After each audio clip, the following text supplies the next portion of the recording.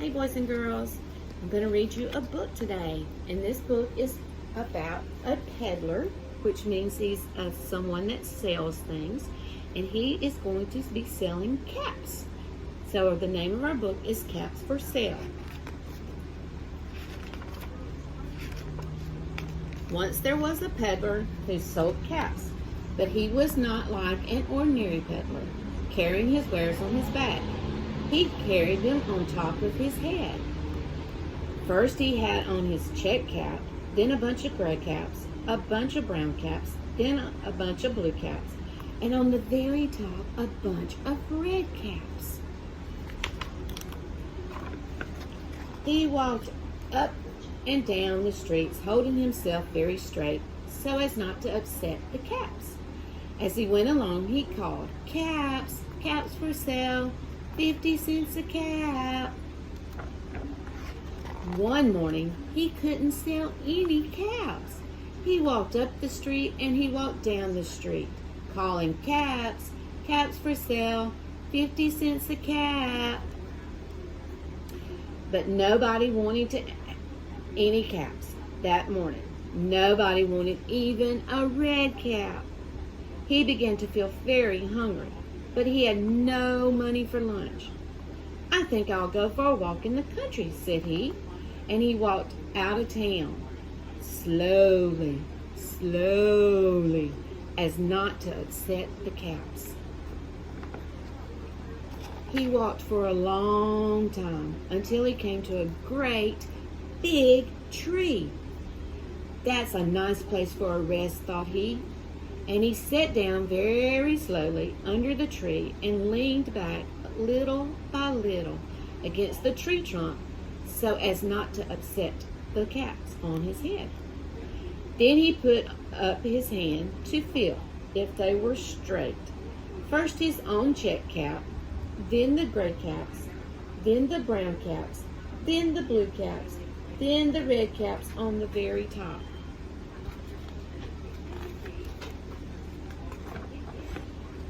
They were all there, so he went to sleep. He slept for a long time.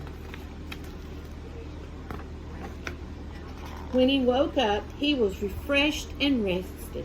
That means he was feeling much better. But before standing up, he felt with his hand to make sure his caps were in the right place. All he felt was his own checked cap. Where's all the other caps? Let's find out. He looked to the right of him. He looked to the left of him. No caps. He looked in the back of him. And he looked behind the tree. No caps. Then he looked up in the tree. And what do you think he saw?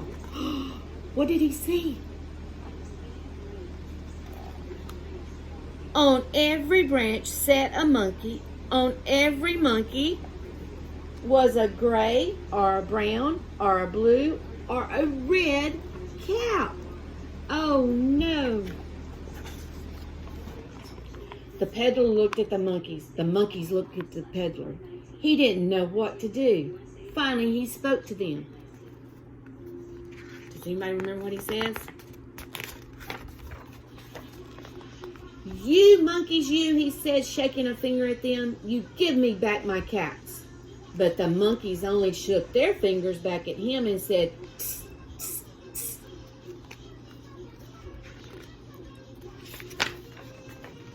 This made the peddler very angry, so he shook both fingers at them and said, "You monkeys, you give me back my caps." But the monkeys only shook both their hands back at him and said, "Tss, tss, tss."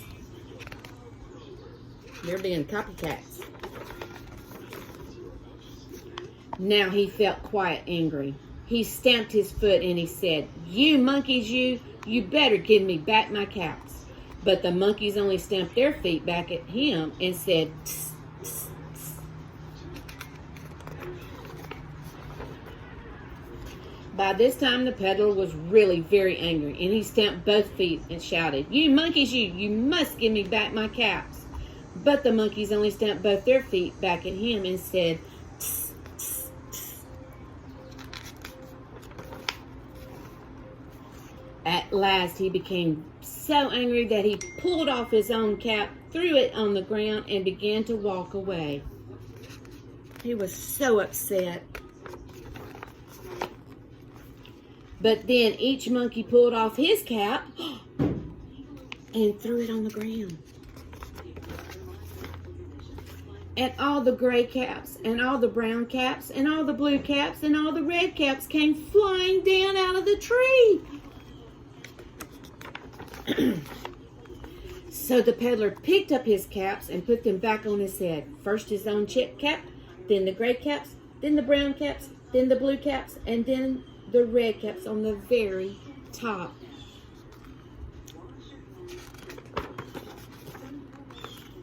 And slowly, slowly, he walked back to town calling, "Caps, caps for sale, 50 cents a cap." The end. So he ended up getting all his caps because they copied him and threw their caps on the ground. Hope you enjoyed the books, guys. Love you. Miss you.